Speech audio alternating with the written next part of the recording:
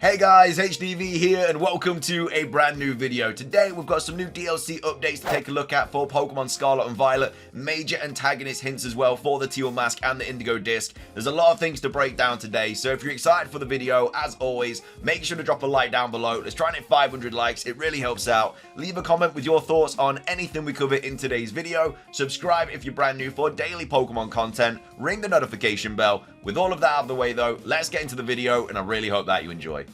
So, starting things off, let's go over the new DLC updates. This was tweeted out by Jan, saying, just want to mention both Briar and Perrin are mentioned to show up in both the Teal Mask and the Indigo Disc on the official Japanese website. So we've already gone over the fact that Perrin pops up in a previous video, but we didn't know that Briar pops up in both. Now, obviously, she's going to be in the Indigo Disc because she is a teacher there, but she also pops up in the Teal Mask as well. And both of them likely will have more important roles after the trip to Kitakami. I mean, she actually pops up in Paldea as well, because it even says on the website that she comes to Paldea to talk to us, and then we obviously see her in the Teal Mask and we see her in the Indigo Disc. So both of these characters are in both DLC. Now, I believe that Perrin is more for like new Pokemon. Obviously, she's trying to photograph a new Pokemon in the Teal Mask. In the Indigo Disc, I'm not sure what she's going to be doing there. Potentially, she could be trying to photograph a different Pokemon, or maybe it's something to do with like the legendaries or something like that. But this person here, Briar, I believe that she is 100% going to be the antagonist for the whole DLC, and she's going to be like the main boss at the end. So Kieran's going to be like the champion, fair play. I don't think he's going to be evil. I think he's just going to be some shy kid. You beat him a couple of times in the Teal Mask, he gets a bit annoyed, and then the Indigo Disc, he somehow becomes a really strong trainer, beats the Blueberry Academy, and then he's the champion. But I think that Briar is going to be the main evil person, potentially behind the whole Ogerpon thing if he's evil, and then potentially behind something that goes off in Area Zero. And there's actually a lot of hints towards this as well. So we have this post here by Soul Silver Art saying, I'm calling it right now, she's the true villain of the DLC and related to Heath. If you don't know who Heath is, basically, he is the guy that wrote the Scarlet book, the Violet book. He started like the expedition in expedition in Area Zero, and he's just an all-around, like, I don't know if he's evil, but he kind of gives off those vibes. Anyway, probably has been trying to find his hidden treasure / paradise earrings. Just look at her scary eyes. She also has all the base game logo symbols on her jacket too, so hopefully through her we'll find out what they all represent. So if we do go over to Briar, so it says Miss Briar is a teacher at Blueberry Academy and is in charge of the school trip you'll be embarking on. So quite interesting that she's in charge of the school trip. I'm guessing she's heard about the fact that we've been to Area Zero, and she's probably trying to get a little bit closer to us to see if we find out anything about Area Zero that she doesn't know. She'll visit your academy. Again, she's coming out of her way to like personally introduce herself to you and get you to come out to the field trip and come out to Kitakami and the Indigo Disc in the Paldea region to meet you before setting out. Briar has an extremely inquisitive disposition and shows a keen interest in the terrestrial phenomena. So as well as all these things, she also shows a keen interest in the whole terrestrial phenomenon. So if you do actually have a look at her, there are multiple things from her artwork that actually give off the vibe that she is going to be the antagonist and related to Heath and everything like that. So first things first, she actually has Terra earrings, so obviously that kind of I guess amplifies the fact that she is interested in this terrestrial phenomena. She's wearing both purple and red, so she obviously has a violet jacket and then she has red kind of trousers, leggings, whatever you want to call them.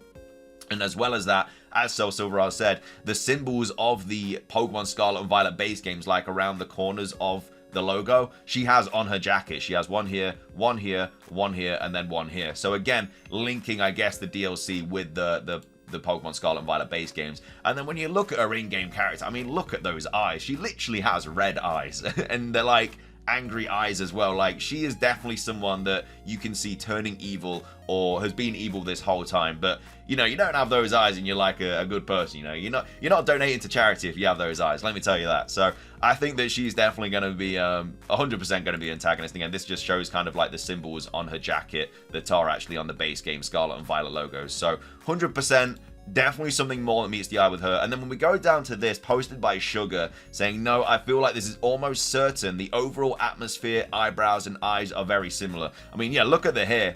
like literally the exact same haircut. The eyebrows are pretty much the same. Obviously, she's got evil eyes. So yeah, 100% I think she is in some way, shape or form related to Heath.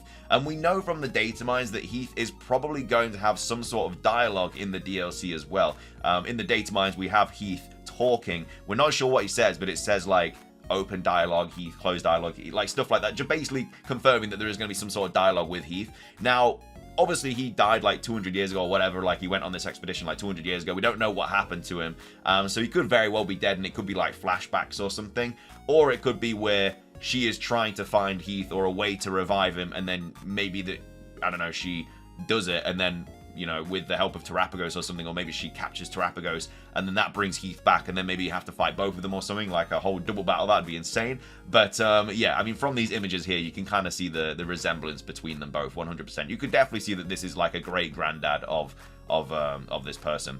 And then as well as that, Briar comes from the Briar root, which is the wood of tree Heath, and coincidentally, Heath is also the name of the researcher of Area Zero. Also, the fact that the girl rocks the book cover symbols, dress, and all that could hint at, yeah, so as well as all the stuff we've already gone over, it's Briar comes from the Briar root, which is the wood of the tree Heath. So literally, like, it's a root from the tree. So obviously, like, the tree being Heath and the root being, like, I don't know, like grandkids or something, and that's obviously right there. And then coincidentally, Heath is also the name of the researcher of Area Zero. So yeah, I think it's just a massive massive hints towards this person being the antagonist. And as well as that, we also have Riddler Coup here saying, do you think she is the creation from imagination power, or a concretization of books, or just an ordinary lady? So we have Riddler Coup also hinting at the fact that she is going to be playing quite an important role in the DLC. And maybe she is just imagined. Maybe she's like a Paradox form. Maybe she's a Paradox version of Heath. You know, maybe Heath wanted to, you know, whilst he was, you know, if what happened was he found Terrapagos and created all these Paradox forms from his imagination, maybe he wanted to have like a granddaughter or grandson or something like that, or a child to help carry on his legacy. And so maybe he imagined like a Paradox version of it. So she could even be a Paradox version of Heath. Very unlikely.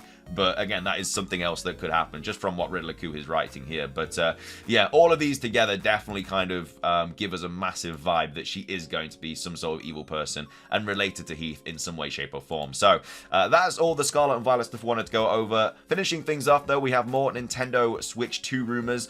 This was tweeted out by Go Nintendo Tweet saying, Switch successor rumors continue with talks of storage, screen size, and 3D Mario. And so this is the post here saying, time for the next round of Switch successor rumors, gang. Once again, please remember that none of this information is confirmed at this point. The only thing we know for sure is that Nintendo is indeed working on hardware that will supplant the Switch. The where, when, how, what are all speculation at this point. Now with that out of the way, the latest details on the supposed Switch successor come from insiders Nate the Hate and Andy Robinson /VGC, and they pertain to some tech specs, software, and more. Here's the roundup on what information was shared. So, the Nintendo Switch 2, the device will have an 8-inch LCD screen. The device will have 512 gigabyte of internal storage, which is actually really good for Switch games, because if you like had this for like the PlayStation or the Xbox, whatever, that'd be really bad, because in today's gaming, like most games are like 80 to 100 gigs, so you'd only be able to store like 5 games on your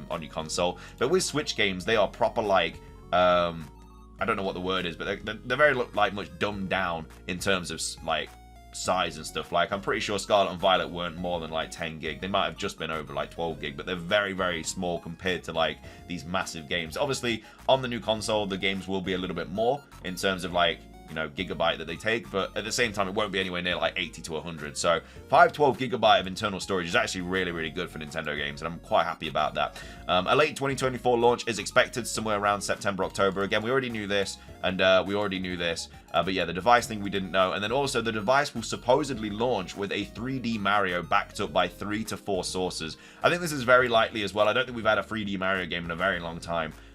So yeah, I think that would definitely happen. And they need a big blockbuster game as well to help sell. Like, I'm sure they'll probably bring out a Mario Kart relatively soon after the Switch comes out as well. But either way, I can definitely see a new 3D Mario coming out. And as well as that, the device will use a new cartridge format. So I don't know what that means for like backwards compatibility and stuff, unless it's going to have like 2 different cartridge, I guess, things you can put the cartridge in, whatever they're called. But yeah, I don't know, like obviously if it's different from the Switch cartridges, then does that mean we're not going to be able to use them? So that's a little bit concerning. But so there you go, a round of expected yet juicy inside information on the Switch successor. Supposedly, how do you feel about these leaked details? And are you siding with Team Real or Team Fake? So again, obviously none of this confirmed, but very likely from the sources that they came from. But that is going to be everything for today's video. I hope you guys enjoyed. If you did, please do consider hitting the like button down below. Let's try and hit 500 likes. It really helps out. Leave a comment with your thoughts on anything we covered in today's video. Do you think that Briar is going to be an evil antagonist related to Heath or whatnot? And also, what are your thoughts on the new Switch 2 details as well? But yeah, thank you for watching. Subscribe if you're brand new. Ring the notification bell. It's everything from me. Have a fantastic rest of your day. And until next time, peace.